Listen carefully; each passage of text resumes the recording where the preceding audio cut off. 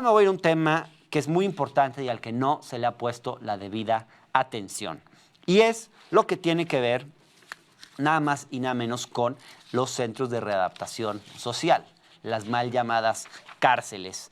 ¿Qué pasa en las cárceles? Pues sabemos que muchas veces la gente está en el hacinamiento y que un caso de contagio ahí se puede volver un brote en muy poco tiempo.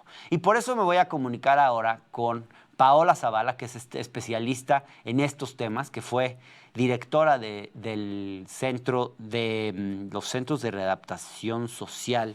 Ya me va a decir ella exactamente el nombre de la institución, pero le doy ahora la bienvenida a Paola y le agradezco mucho que haya aceptado esta conversación. Paola, ¿cómo estás? Muy bien, Hernán, buenas noches a ti y a tu auditorio. Buenas noches, Paola. No sé si dije bien tu puesto anterior.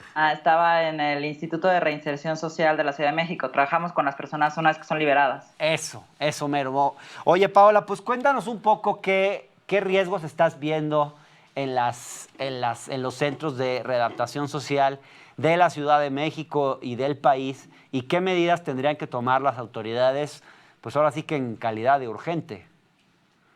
Pues preocupada, Hernán. Yo entiendo que la gente ya está como muy cansada de oír tanta mala noticia. Evidentemente estamos ante una tragedia humanitaria en donde todas las poblaciones son prioritarias y de repente se puede pensar que las personas en cárcel no son prioritarias, lo cual es un pensamiento bastante discriminador, pero les voy a explicar además porque en términos de política pública son muy importantes que los volteemos a ver y que veamos cómo contener la pandemia en los centros penitenciarios.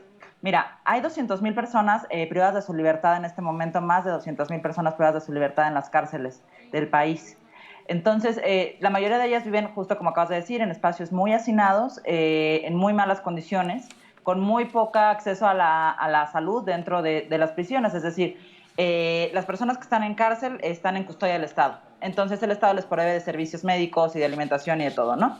Entonces, en las cárceles generalmente hay atención médica, pero esta atención médica es ambulatoria. O sea, hay algunas camas y 2 o 3 doctores por centro penitenciario. Entonces, no hay capacidad, evidentemente, no es un hospital. Entonces, las medidas que anunció el doctor Gatell son sana distancia, que es imposible dentro, también prohibir las visitas o restringir las visitas, que ahorita vamos a hablar de eso, y después higiene normal, capacitación sobre higiene y no más medidas. O sea, en realidad son las mismas medidas que se le aplican a toda la población. El problema es que si hay un contagio masivo en las cárceles, al no tener atención médica real adentro, puedes tener un contagio muy grande de personas graves al mismo tiempo que saturen aún más el sistema de salud público. Paola, déjame detenerte.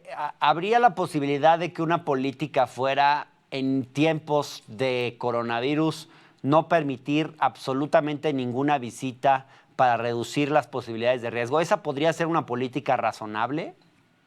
Sí, yo creo que sí, creo que en algún momento lo van a tener que acabar haciendo, tal vez en la fase 3, porque siendo como muy realistas, pues evidentemente las visitas que entran y salen, de por sí ya hay mucho riesgo con el personal administrativo y el personal de vigilancia que entra y sale de las prisiones, es mucho riesgo, cómo puede entrar y salir el virus, pero pues con las visitas evidentemente se potencia. Lo que pasa es que cuando no permites las visitas, hay mucho más problema que el hecho de no tener contacto con el exterior, que de por sí ya genera problema en un lugar cerrado tanto tiempo, ¿no? En el que no tengas ni siquiera visitas. Lo que pasa es que las visitas meten 3 cosas fundamentales para la vida en la cárcel. Una es la comida. Las visitas, la mayoría de las visitas les lleva comida, porque la comida que da el sistema penitenciario es de muy mala calidad, es deplorable, es indignante. Entonces, la mayoría de sus familiares les da comida o les da dinero, que es la segunda cosa que les dan, y eso también es para el pase de lista y para un montón de cosas que hacen adentro. Entre ellos, unos les lavan la ropa a otros, entonces el que tiene dinero paga. Entonces, el dinero es importante. Y la tercera y más importante, y hay que reconocerla, es el tema de la droga. Muchas de las personas que están en prisión siguen consumiendo drogas y estas drogas pueden pasar porque hay corrupción en el sistema penitenciario y las visitas en muchas ocasiones las meten. Entonces vas a tener una población que no va a tener contacto con el exterior, que no va a tener comida digna y que va a tener un síndrome de abstinencia cañón y mucho miedo a enfermarse todos a la vez. Entonces, pues imagínate ese escenario. Paola, ¿qué medidas tendrían que estar tomando ya las autoridades? Pues mira, yo pienso que hay que hacer diferenciaciones, ¿no? No todos los centros tienen el mismo nivel de sobrepoblación, ni todos los centros tienen tampoco el mismo tipo de personas por los mismos delitos, ¿no? O sea, hay centros de alta seguridad donde están las personas que tienen delitos más graves y esos generalmente no son los más llenos. Entonces, de hecho, no son los más llenos. En los otros, lo que tenemos que hacer son medidas radicales que no necesariamente son bien tomadas en un momento político como este, que es que tenemos que empezar a sacar personas, pero hay que pensar quiénes.